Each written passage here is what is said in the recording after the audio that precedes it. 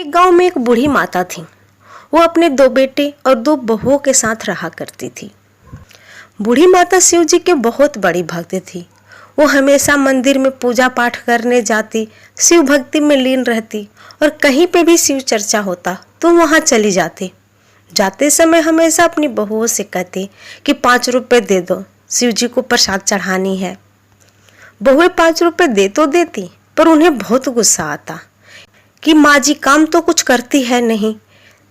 जब देखो तो शिव चर्चा में चली जाती हैं और हर बार 5 रुपए लेके चली जाती हैं यहाँ से।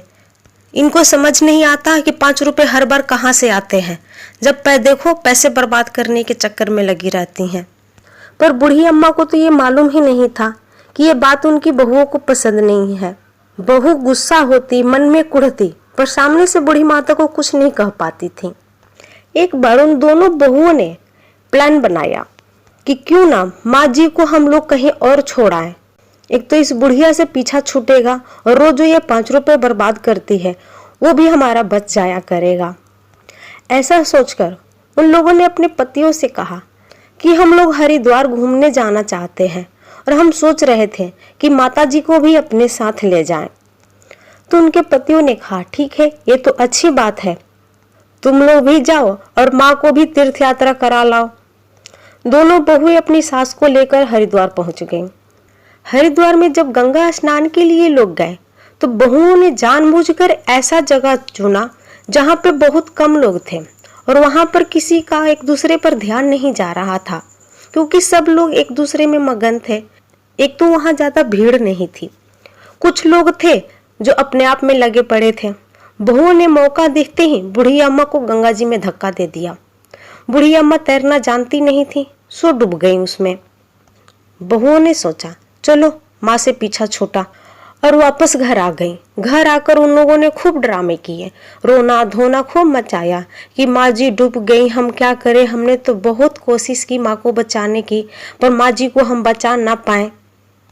उनका नाटक देखकर बेटों को भी लगा कि बेचारी सच्ची कह रही हैं, माँ बूढ़ी थी, हो सकता है डूब गई होंगी, अपने आप को बचा ना पाई होंगी।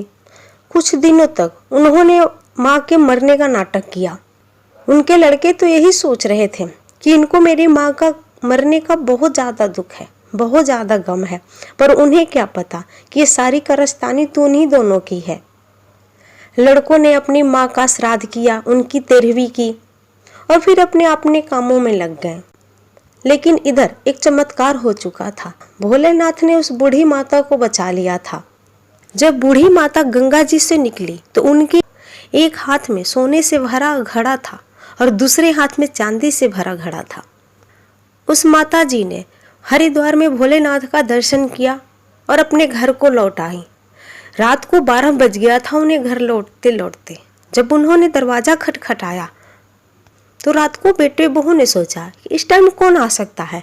तभी बूढ़ी अम्मा ने आवाज लगाई कि बेटा मैं हूँ, मैं बच गई हूँ, मैं वापस आ गई हूँ। बहुओं को तो लगा कहीं भूत वूत तो नहीं है। जब बूढ़ी अम्मा ने देखा कि कोई दरवाजा नहीं खुल रहा है, उन्हें लगा कि शायद ये लोग डर रहे हैं कि कहीं मैं कोई भूत नहीं हूँ।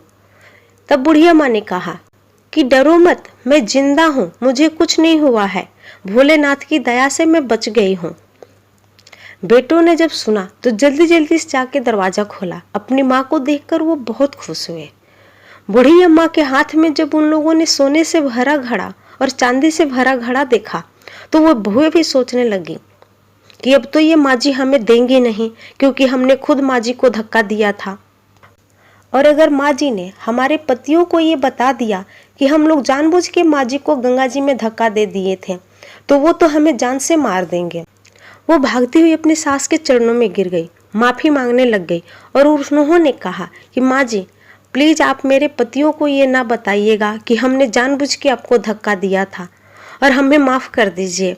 हम आइंदा से अब ऐसी गलती कभी नहीं करेंगे, हम आपका पूरा ध्यान रखेंगे।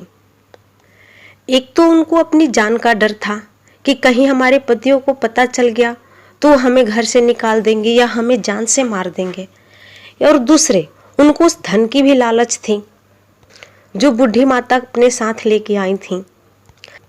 इसलिए वो लोग बूढ़ी माता का ध्यान रखने लग गई। उनका पूरा ख्याल रखती कि माँ जी खुश होकर ये धन से भरा हुआ घड़ा हमें दे देंगी। लेकिन वो बूढ़ी अम्मा भी अपनी बहुओं को नियत को जानती थी। वो जानती थी कि जैसे ही ये घड़ा उनके हाथ लगेगा वो फिर उनके साथ वैसा ही व्यवहार करने लगेंगी। इसलिए उन्होंने सोचा कि जब तक मैं मर नहीं जाती ये घड़ा मैं अपने पास ही रखूंगी, क्योंकि लालच में ही सही ये मेरा ख्याल तो रखेंगी।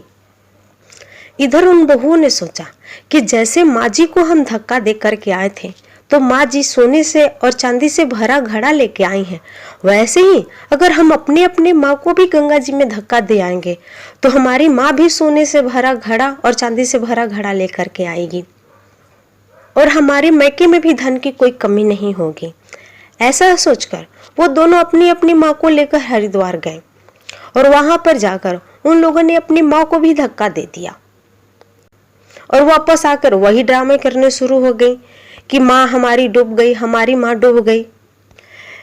लेकिन ये क्या, कितने दिन बीत गए पर उनकी माँ तो लौट के ही नहीं आई। तब वो दोनों समझ गई कि हमसे कोई पाप हो गया है। माँ जी तो शिव जी की भक्त थी, इसलिए भोलेनाथ ने उन्हें बचा लिया, पर हमारी माँ को तो कोई नहीं बचाएगा। कहीं सच में तो हमारी माँ ना डूब गई हो।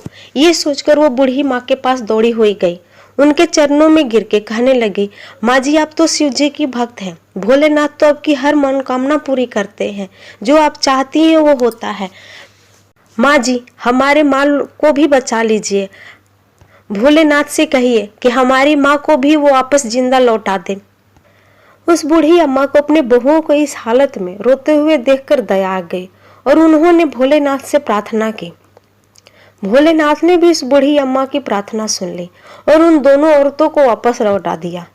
लेकिन उन लोगों ने सोने और चांदी के घड़े नहीं लेकर आए, बल्कि उनका पानी में रहने से आधा शरीर गल गया था। वो अपाहिज हो चुकी थी, वो चल फिर भी नहीं पा रही थी। उन दोनों बहुओं की माँ तो मिल गई, पर वो किसी काम लायक नहीं रह गई थी। बहुएं भी समझ चुकी थी कि ये हमारे पापों की सजा है जो हमारी माँ को मिला है। इसीलिए कहते हैं कि जो दूसरों का बुरा चाहता है उसका कभी भला नहीं होता, और जो भगवान पे विश्वास रखता है, जो भोलेनाथ पे विश्वास रखता है, भोलेनाथ उसका तो कभी कुछ बुरा होने ही नहीं देते।